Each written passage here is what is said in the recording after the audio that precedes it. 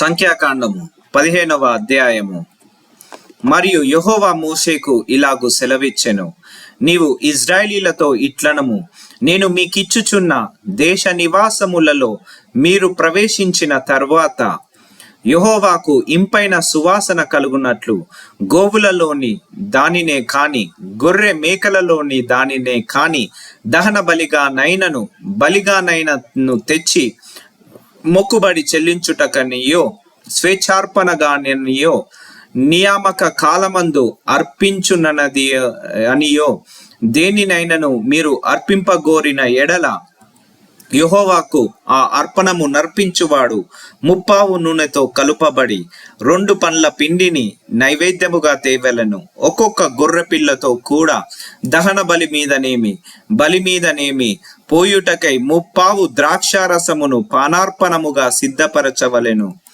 పొట్టేలుతో కూడా పడి నూనెతో కలుపబడిన 4 పండ్ల పిండిని నైవేద్యముగా సిద్ధపరచవలెను. పడి ద్రాక్షారసమును పానార్పణముగా తేవలెను. అది యెహోవాకు ఇంపైన సువాసన.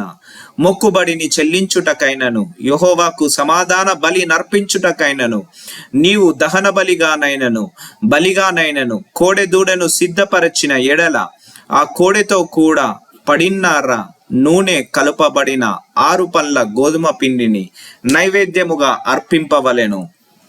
మరియు యెహోవాకు ఇంపైన సువాసన గల హోమముగా పడిన్నర ద్రాక్షారసమును పానీయార్పణముగా తేవలెను. ఒక్కొక్క కోడెతో కూడను ఒక్కొక్క పొట్టేలుతో కూడను గొర్రెలలోనిదైనను మేకలలోనిదైనను ఒక్కొక్క పిల్లతో కూడును అలాగు చేయవలెను. మీరు సిద్ధపరచు వాటి లెక్కను బట్టి వాటి లెక్కలో ప్రతిదానికిని అట్లు చేయవలెను. దేశంలో పుట్టిన వారందరూ యెహోవాకు ఇంపైన సువాసన గల హోమార్పణమును తెచ్చునప్పుడు అలాగుననే చేయవలెను. మీ యొద్ద నివసించు పరదేశి గాని మీ తరతరములలో మీ మధ్యనున్న వాడెవడు గాని యెహోవాకు ఇంపైన సువాసన గల హోమము అర్పింపగోరినప్పుడు మీరు చేయునట్లే అతడును చేయవలెను. సంగమునకు అనగా మీకును మీలో నివసించు పరదేశికిని ఒక్కటే కట్టడ, అది మీ తరతరములకుండు నిత్యమైన కట్టడ. యెహోవా సన్నిధిని మీరున్నట్లే పరదేశియు ఉండును. మీకును మీ యొద్ద నివసించు పరదేశికిని ఒక్కటే ఏర్పాటు ఒక్కటే న్యాయ విధి ఉండవలెను. యెహోవా మోషేకు ఇలాగు సెలవిచ్చెను, నీవు ఇజ్రాయేలీలతో ఇట్లనము, నేను మిమ్మును కొనిపోవుచున్న దేశములో మీరు ప్రవేశించిన తరువాత మీరు ఆ దేశపు ఆహారమును తినునప్పుడు ప్రతిష్టార్పణమును యెహోవాకు అర్పింపవలెను.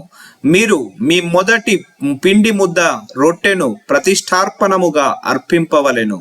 కల్లపు అర్పణము వలె దాన్ని అర్పింపవలెను.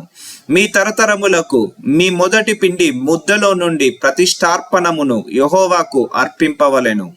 యెహోవా మోషేతో చెప్పిన ఈ ఆజ్ఞలన్నింటిలో అనగా యెహోవా ఆజ్ఞాపించిన దినము మొదలుకొని అటుపైని మీ తరతరములకు యెహోవా మోషే ద్వారా మీకు ఆజ్ఞాపించిన వాటిలో పొరబాటున దేనినైనను మీరు చేయకపోయినప్పుడు అది సమాజమునకు తెలియబడని ఎడల సర్వ సమాజము యెహోవాకు ఇంపైన సువాసనగా నుండుటకై దహన బలిగా ఒక కోడె దూడను వీధి చొప్పున దాని నైవేద్యమును దాని పానీయార్పణమును పాప పరిహార్థ బలిగా ఒక మేక పిల్లను సిద్ధపరచవలెను. యాజకుడు ఇజ్రాయేలీల సర్వ సమాజము నిమిత్తము ప్రాయశ్చిత్తము చేయవలెను. తెలియకయే దాన్ని చేసెను గనుక క్షమింపబడును.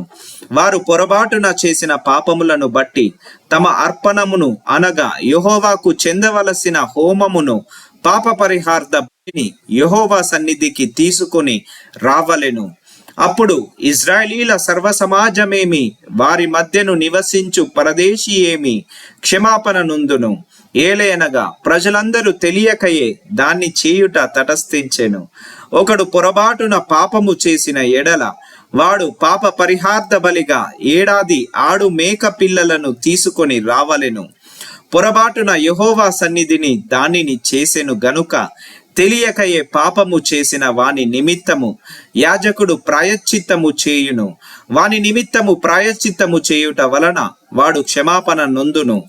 ఇజ్రాయేలీలలో పుట్టిన వాడే గాని వారి మధ్యను నివసించు పరదేశీయే గాని పొరబాటున ఎవడైనను పాపము చేసిన ఎడల వానికిని మీకును విధి ఒక్కటే ఉండవలెను.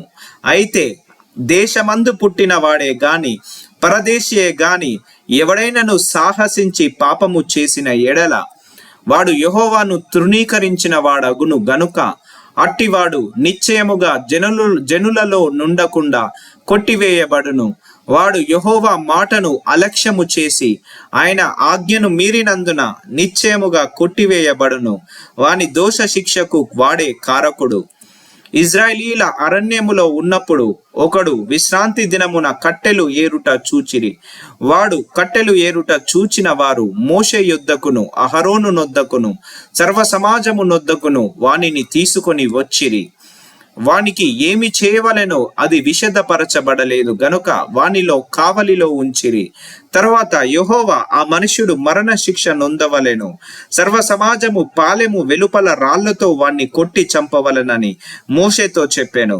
కాబట్టి యెహోవా మోషేకు ఆజ్ఞాపించినట్లు సర్వ సమాజము పాలెము వెలుపలికి వాణ్ణి తీసుకొని పోయి రాళ్లతో వాణ్ణి చావగొట్టెను. మరియు యెహోవా మోషేకు ఇలాగు సెలవిచ్చెను, నీవు ఇజ్రాయేలీలతో ఇట్లనము, వారు తమ తరములకు తమ బట్టల అంచులకు కుచ్చులు చేసుకొని అంచుల కుచ్చుల మీద నీలి సూత్రము తగిలింపవలెను.